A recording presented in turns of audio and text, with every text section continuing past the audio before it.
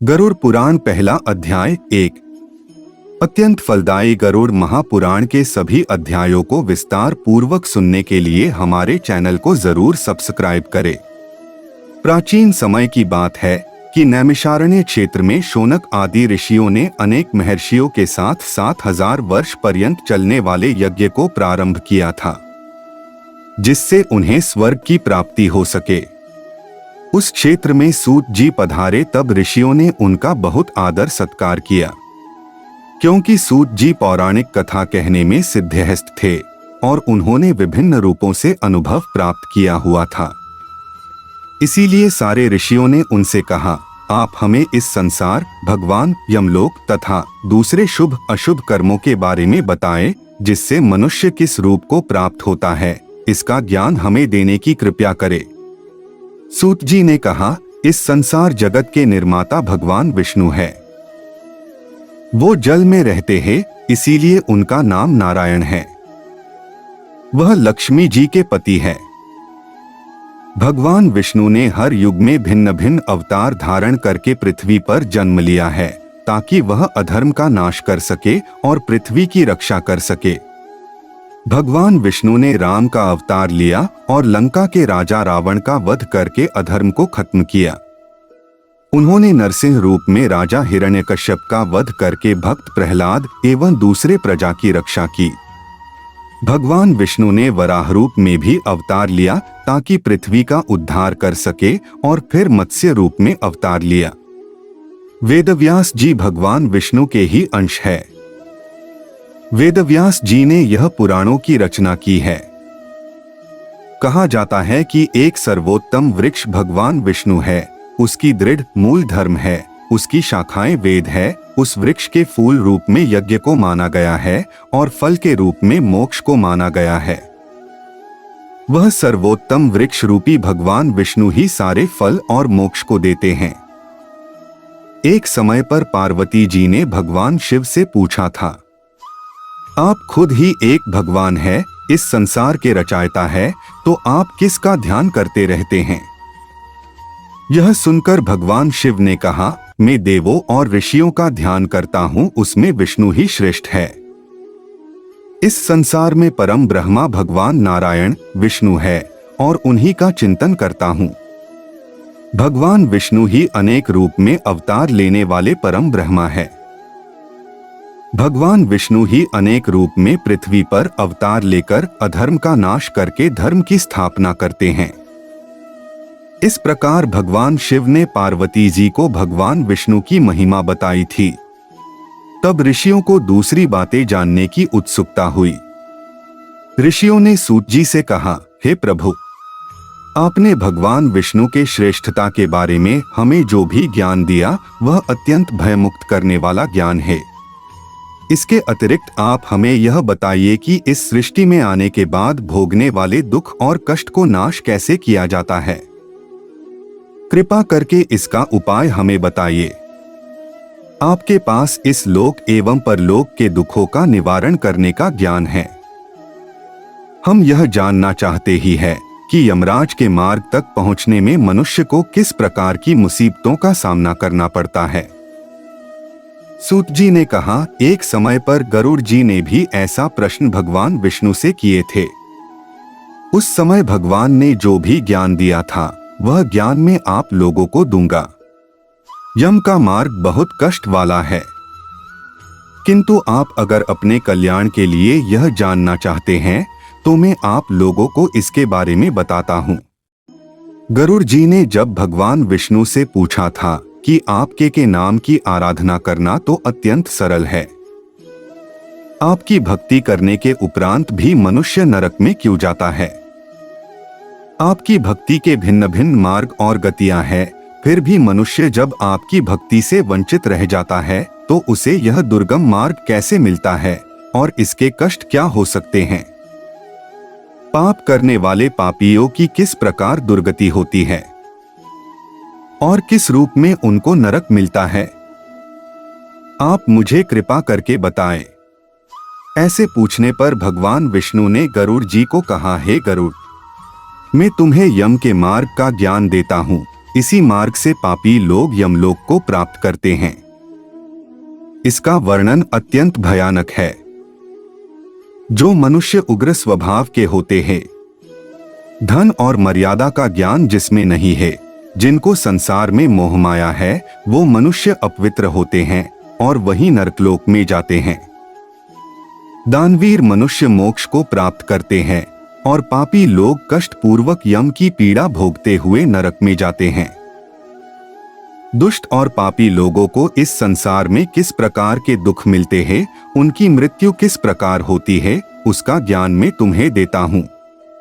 इस संसार में जब मनुष्य जन्म लेता ही है, तब वह अपने पूर्व जन्म के कर्मों के हिसाब से इस जन्म में शुभ अशुभ फल भोगता है। बुरे कर्मों के प्रभाव से व्यक्ति को रोग हो जाता है। परेशानियां और रोग से पीड़ित वह व्यक्ति निराश हो जाता है। व्यक्ति कितना भी बलवान हो, युवावस्था में उसके पत्नी पुत्र होने के बावजूद वह अचानक से भयभीत होने लगता है। काल उसको घेर लेता है। वृद्धा अवस्था में व्यक्ति को मृतक के समान रहना पड़ता है। घर के लोगों के द्वारा अपमानित होता है और अपमानजनक आहार लेता है। आहार लेने की शक्ति कम हो जाती है और इसकी वजह से चलने फिरने की शक्ति भी कम हो जाती है। कफ के कारण स्वर्ण नलियां चल नहीं पाती। स्वास्थ्य बिगड़ने लगता है। खटिया पे पड़ा रहता है। मृत्यु के निकट आ जाता है। मृत्यु के निकट आने पर देवता जैसे मनुष्य की दृष्टि भी दिव्य हो जाती है। मरते समय पापी के पांचों तत्व अपने स्थान छोड़ देते हैं और उसका एक क्षण भी मुश्किल से बीतता है। मनुष्य को इतनी पीड़ा होती है जितनी बिच्छू के काटने से होती है। यमदूतों के भय से उसके मुंह से जाग और लार गिरने लगती है। ऐसे ही पापियों के प्राण जब निकलते हैं तब उनको यमदूत मिलते हैं। यमदूत के लाल नेत्र होते हैं और मुख भयानक होता है।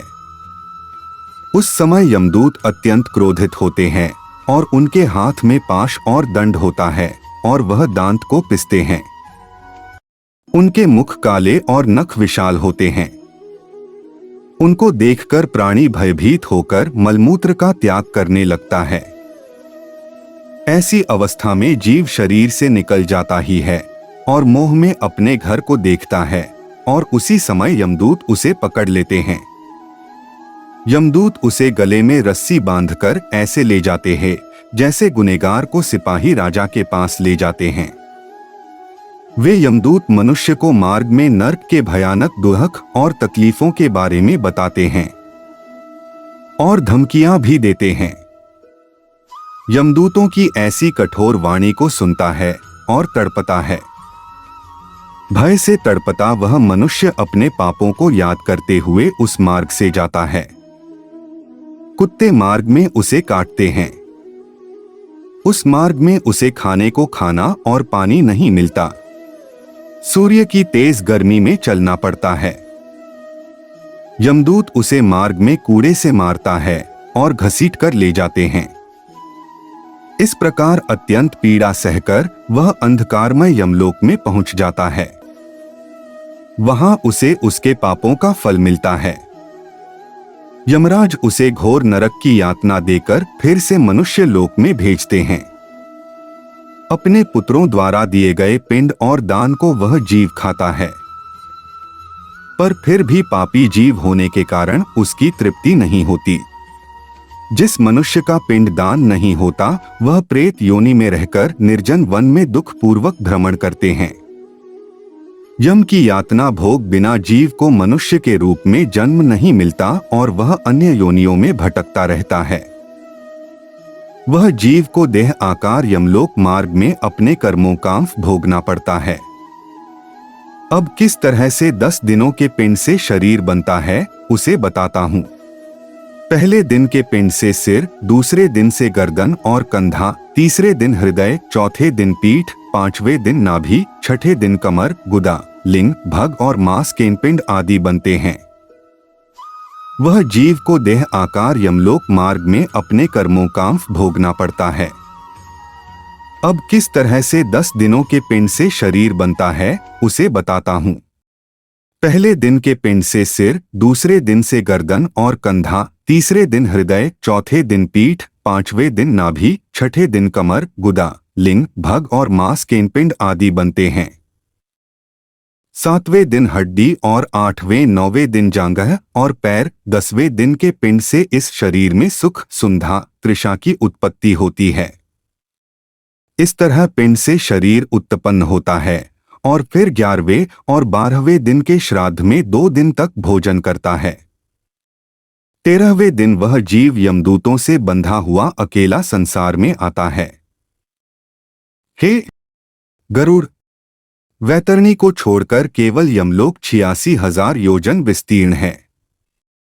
अब इस जीवन में रोज 24 घंटों में क्रमशः 247 योजन यमदूतों के संग निरंतर चलना पड़ता है। चलने वाले इस मार्ग के अंत में 16 ग्राम पड़ते हैं। उनको पार करके धर्मराज के नगर में वो पापी जीव पहुंच पाता है। उन सब नगर के नाम कुछ इस प्रकार है: सौम्यपुल, सौरीपुर, नगेंद्र भवन, गंधर्व, शैलागम, और अपने कर्मों को याद करते हुए पीड़ित होता रहता है। अपने कर्मों के विषय में चिंतन करता हुआ अनेक दुख भोगता है। इस पर भी यदि वो दोबारा जन्म प्राप्त करता है तब उसी प्रकार भगवान को भूलकर कर्म करता है।